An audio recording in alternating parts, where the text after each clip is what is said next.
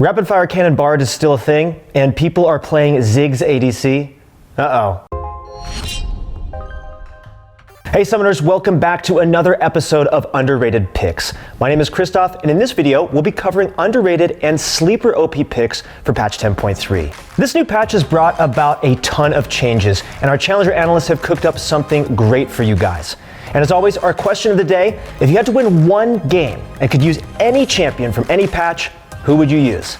As a proud Yorick main, I have to stay loyal to my beloved Gravedigger, but if I was actually good at mid lane, I would go to the old Twisted Fate. He was busted, his AoE stun, global teleport, and his E. I would definitely win my game, but I'd still probably be 1 point shy of my promotion. I hate when that happens. And for all of you guys that need help winning games this season, you know where to go. Go to ProGuides.com and get your Challenger coach right now. I got some great advice from my own Challenger coach recently who told me to stop listening to death metal while playing Yorick. He said it made my positioning way too aggressive, and he was right. I'm part Scandinavian, so I have to listen to my metal, but I changed my positioning and started winning as a result. All right, that's enough about that. Let's get right into the video. Our very first pick is going to be Soraka in the top lane. If you haven't been living under a rock, you know how broken she is right now. And we've been saying this in our other videos. And although she's extremely broken, she's one of the least played top laners right now. It makes sense, no one really saw this coming, so no one really prepared to play Soraka. Soraka top is annoying to play against and has one of the most oppressive playstyles in the game. She either pokes you and zones you out, or plays safe enough to not die, while having assurance in her late game scaling. The build is pretty flexible, you still want to eventually get around to those typical support items, but you can throw in whatever defensive items you need to survive the laning phase or team fights. A Spirit Visage or even a Zanya's are options you can take into consideration. If you don't need either, go for support items, more AP, or even a Warmog's armor if you deem it necessary. There's plenty of flexibility with this role. Build whatever you think your team needs to win. Soraka top has access to more gold than support Soraka, so she comes online a lot faster. When you thought it was hard to kill an enemy when they had a Soraka on their team, now it's even harder. The biggest reason for this is that anytime Soraka lands her Q, she gains an immense amount of health regeneration, meaning she can heal back up after short trades, winning them all in the end. Make sure to swap out teleport for barrier in harder matchups, since your main goal is to just scale up. Next up in the top lane is going to be Singed. He's got great statistics to back him up, but doesn't nearly get the amount of playtime that he deserves. Just like my boy Yorick. He has one of the stronger summoner spell setups in the game with Ghost and Ignite. Some Singed players are taking a much more aggressive approach to the champion, and in my opinion it really depends on your matchup. Ghost, Flash, Teleport, and Ignite are all good summoner spells to take on Singed, and in more difficult lanes, just opt to take Teleport, as this will help you secure more farm early on to just scale up. In easier ones, going for a more aggressive summoner spell loadout can net you some easy kills when your enemy overextends. While chasing Singed is the biggest mistake a player can make, letting a Singed chase you is a close second. If you allow Singed to get on top of you during the laning phase, you're going to have to take the brunt of his all-in. Make sure you guys have enough health to reach the safety of your turret while playing against him, and while playing as him, take advantage of the longer lane and aggressively fight your enemy when the wave is closer to your turret. That's a wrap for the top lane. Let's check out those builds one more time as we move into the jungle.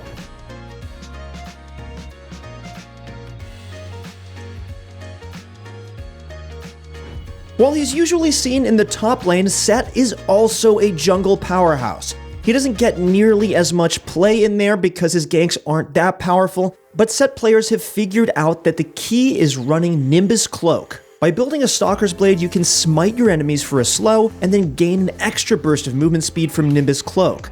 Once you're in, well, you get to do normal Set things and show people why he's the boss, and then also give me more PTSD with that W. Set's clear is great, and his dueling is even better. Once again, he's also one of those champions who gets stronger the lower elo you go because of how much raw power he has. Players in lower brackets are also easier to gank, so you can pick up some early kills, start snowballing, and powerhouse your way through the rest of the game.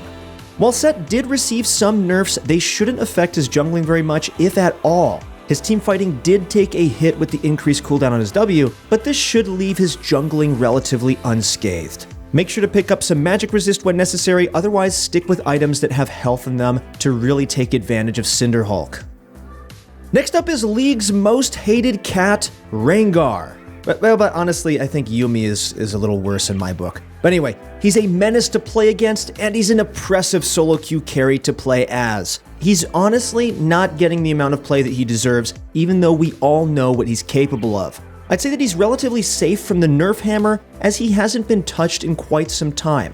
And in spite of this, he's still a consistent, powerful jungle pick, well, because he does make picks. When played well, Rengar can essentially turn the game into a 5v4 for at least half of it. While he does struggle a little bit clearing the jungle because he doesn't have much AoE damage, building a Tiamat will help alleviate this. A lot of players tend to start Hunter's Machete, then go straight into a Tiamat so they can quickly clear the jungle while remaining a relevant duelist. You do have the option to complete the jungle item, however, especially if you're snowballing. Warrior provides a lot of bang for your buck. It's extremely cheap considering the stats it gives you, and you also gain the combat power that a Stalker's Blade or Skirmisher's Saber provides. When playing as Rengar, make sure to consistently take advantage of overextended foes, press R and pick them off so that you can continue to work the rest of the map in 5v4 scenarios. Also, Rengar is one of the champions that makes prioritizing air dragons worthwhile. The shorter cooldown on his ultimate will increase his relevance in games, and if you guys are considering playing Rengar, there are some tips and tricks you'll probably need to learn on him. Go find your challenger coach on ProGuides.com to start mastering those tips and tricks. That's a wrap for the jungle. We're going to show you those builds one last time as we run it down mid.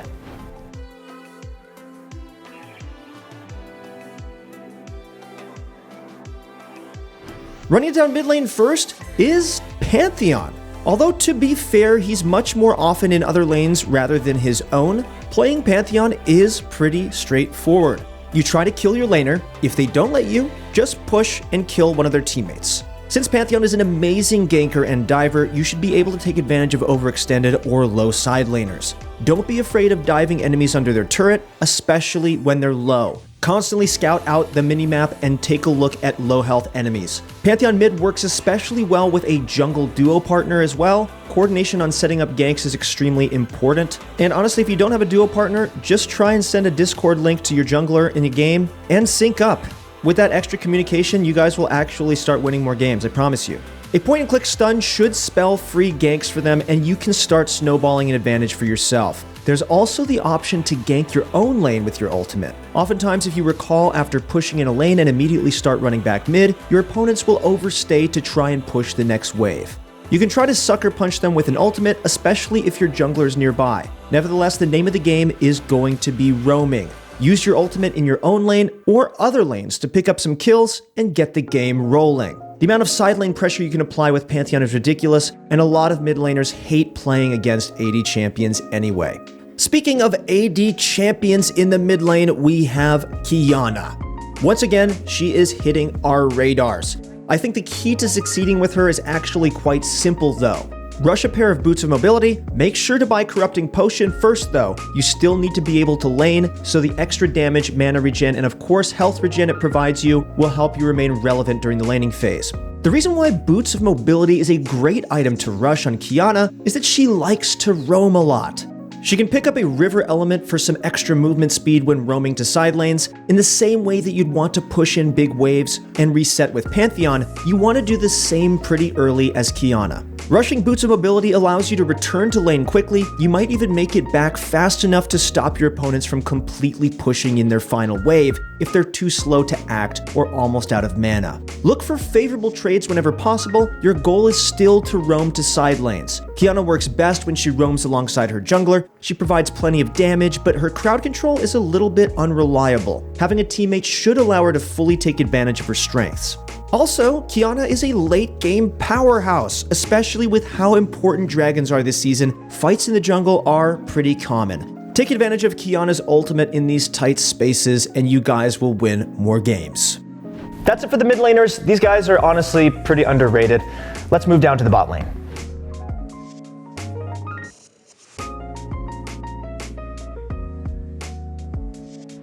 Our first bot lane pick is going to be Twitch. He's back from the sewers, guys, and he's slowly making his way into the meta.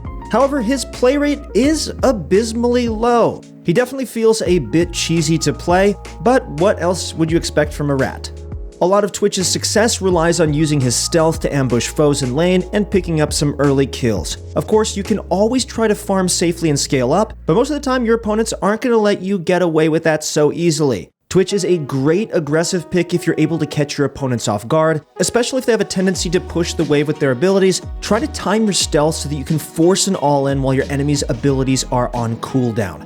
Twitch is a champion with some of the best scaling in the game, so you also have that to fall back upon in case things don't go your way. In terms of his build, I do heavily suggest building a Guardian's Angel because you're going to be the center of attention. You are going to die. Enemies are going to try and dive you, so having a Guardian's Angel can be a saving grace. Also, I'd stay away from the double Infinity Edge Last Whisper build that's dominating teamfight tactics right now.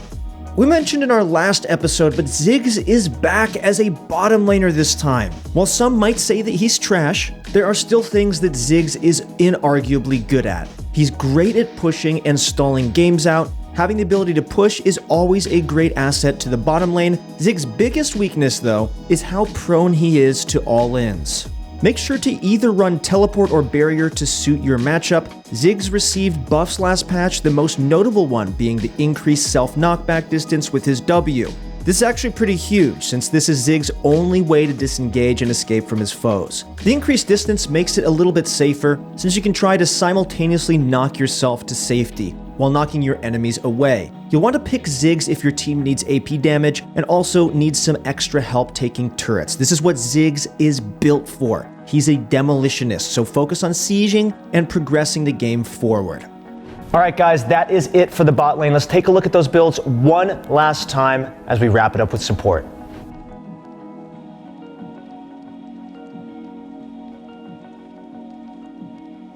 While we did mention him in our pro counters video last patch, Bard is still being slept on. Especially with his relatively new build that's coming to light, Bard is someone you cannot ignore. If you don't already know, Bard players have been building Rapid Fire Cannon and Deadman's Plate. The combination of increased range, tankiness, damage, and movement speed transform Bard into a super fast pick-making machine. He runs at his enemies at lightning speed, then smacks them for a nice hefty chunk along with his slow from his passive. Bard's win rate was quite high last patch, sitting at a 52% win rate with a rather low play rate. Not the lowest, however, as he had a 5% pick rate, so he's about as popular as Braum, Rakan, and Karma. You know, the type of champion you forget about, but not the ones that make you think, who even plays this champion anymore? Kog'Maw, I'm looking at you. Anyway, Bard is a powerful solo queue pick because of how much he can impact the game. His ultimate is one of the most powerful tools in the game when used well, but also one that could throw a game altogether when used poorly. I hope that if you do pick him up, you're willing to put in the time and really learn him because the payout is amazing. Bard provides a good mix of utility and lockdown, but at the same time, he actually deals a lot of damage. He's basically got a little bit of everything, so the possibilities with him are seemingly endless. Speaking of champions that people don't play anymore, let's talk about Galio. He received a small buff this patch, but he's actually not half bad as a support at the moment. While he doesn't feel the same as when he could taunt and flash, he's still a pretty nasty peel bot. And honestly, he's basically unkillable toward the end of the game. This buff should make Galio feel a little bit more rewarding when he finally does land those taunts, or when his enemies go a little too deep. It should also help out his poke game a little bit, so if you prefer to play Galio in that way, this buff is definitely some good news. Who am I kidding though? I know none of you guys play him. But just give him a try. I've played some normal games with him, and he definitely feels pretty good, especially if my opponents have no idea what they're doing, and most of them don't because no one plays him. Without a doubt, I do notice a trend that a lot of players, they forget to play against a certain champion when they haven't seen them in a while, and I think Galio's time is a bit overdue, so definitely give him a spin on the Rift. You'll definitely want to pick him when you want to nullify melee bot laners and to peel off multiple divers for one of your teammates. Galio's taunt and ultimate are still some of the best peeling tools in the game, so do not underestimate them. Okay guys, let's take a look at those builds one more time as we conclude the video.